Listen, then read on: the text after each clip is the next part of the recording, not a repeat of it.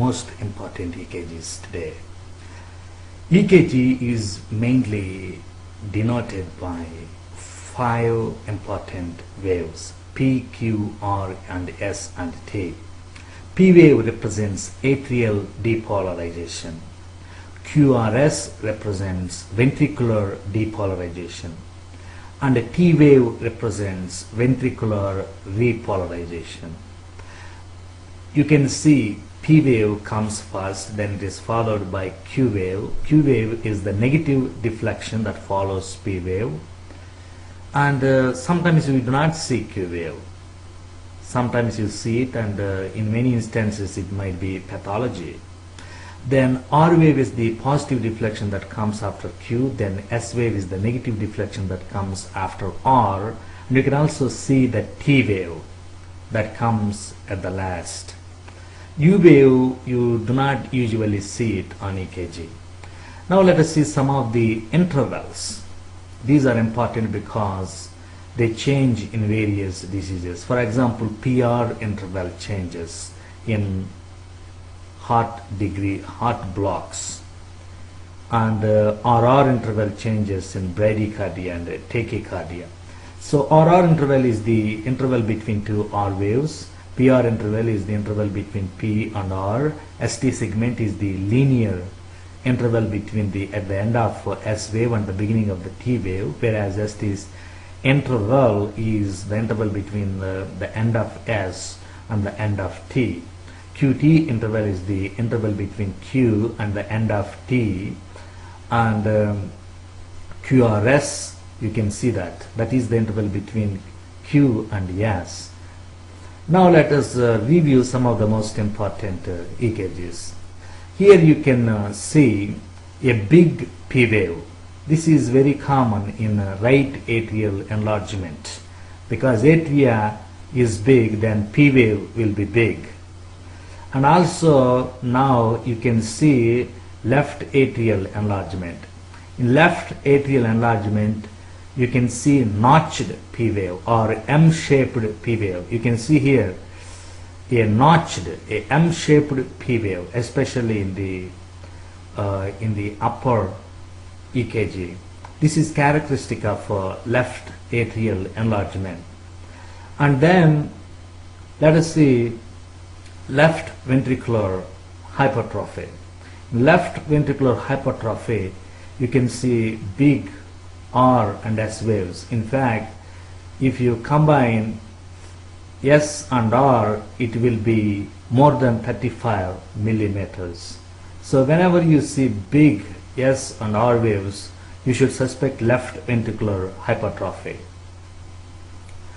And now you can see here a ST segment elevation in 2, 3 and ABF.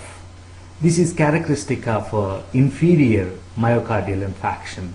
2, 3 ABF will have ST segment elevation and depression in V2, V3, V4, that is reciprocal changes.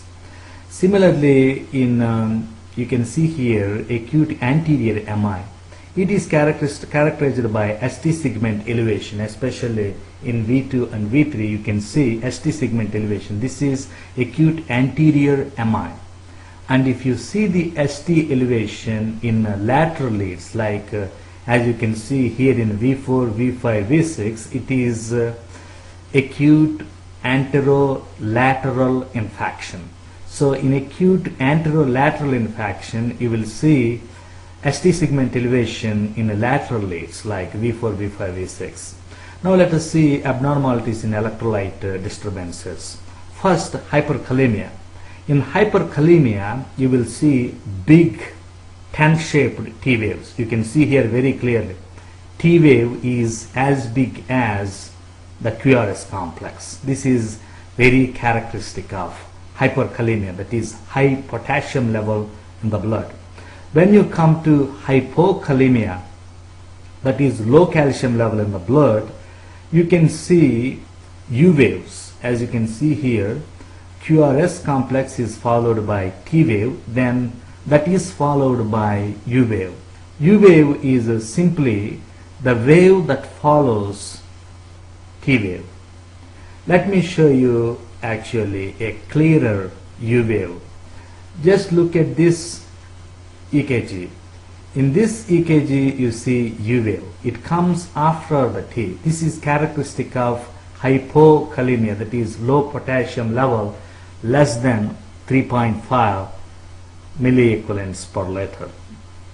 Now let us see another, calcium abnormalities. Whenever calcium increases in the blood, cardiac contraction increases and there will be narrow QRS complexes. That means the ventricles, they contract very fast. You can see here very narrow, very narrow, like sharp lines. This is characteristic of hypercalcemia, high calcium level. On hypocalcemia you will see the reverse, increased complex levels. Now in this EKG you will see increased PR intervals. You can observe how PR interval is more than 0.2 milliseconds. Normal PR interval is between 0.12 to 0.2. So this is increased PR interval, that is characteristic of first degree AV block. Now this is a second degree Mobich type 1. In this, PR interval increases, ultimately P wave is dropped. This is Mobich type 1. And now in this you can see this is the third degree block. Both atria and ventricles, they contract differently. This is third degree AV block. And now let us go to see some other. This is pericarditis. In pericarditis you see a diffuse ST segment elevation. You can see ST segment elevation in almost all leads and the voltage is also less. So this is characteristic of pericarditis when fluid accumulates around the heart. Now you can see this one, this is fibrillation, atrial fibrillation. Atria, there is irregular rhythm. Atria are contracting very irregularly.